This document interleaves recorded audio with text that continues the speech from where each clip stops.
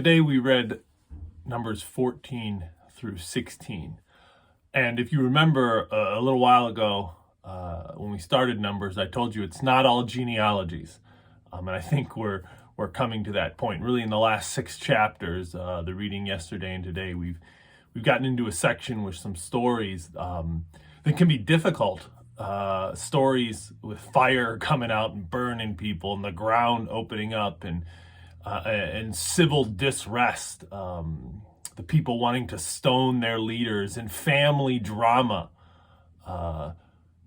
people attacking their own siblings, and some really difficult stories. And I want to say 3 things to kind of keep us thinking as we read this process. The first thing is, if we think about the timeline of the stories we've been reading, so the book of Exodus starts off with this people group called the Israelites in slavery, right?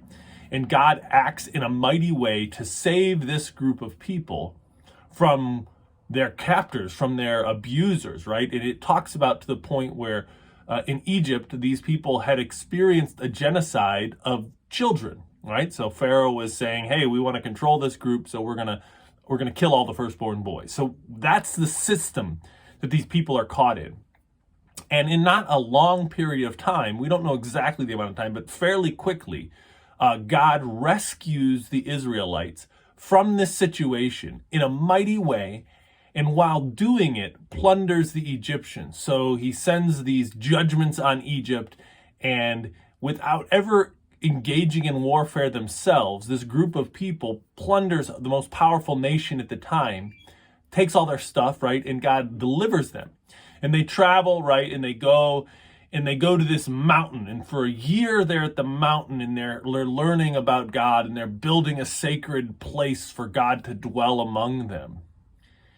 And then they travel, and what we're reading are the stories of dysfunction that come right after these people just abjectly turning their back on God, and just completely being ungrateful, rebellious, and really acting in a way you think, man, don't you remember what just happened? It had been no more than a couple years since this miraculous deliverance from slavery, and people are going their own way. They've been miraculously given food and water and just cared for, but they're like, hey, I want to go back to Egypt, back to slavery. So that's an incredible thing to keep in mind as we're reading these stories. The second thing I would say is, and this is tough for us because we tend to read disconnected, but try to imagine that you were part of the story. Who would you associate with, right? How would you be behaving? Were you in Moses's, Aaron's, Miriam, God, this people? How would you be behaving? And that's important for us because we can get pretty judgy looking from outside. So how would we behave if we were in that story? And the third thing that just struck me as I was reading today was, these are God's chosen people. This is how God's chosen people behave. And just think about that. These people that are they're fighting amongst each other, they're seeking power, is really not a good look for the people of God. And are we that way, right? How are we selfish, and how are we rebellious, and how are we wanting power? How do we fit into that whole story, that whole narrative that's going on? And it's powerful to me that this is how God works, and maybe that's a reminder to us that we are broken, right? And maybe it's something where we'll be more kind to other people who are broken, because we have a lot of issues, and we see here that so did these people.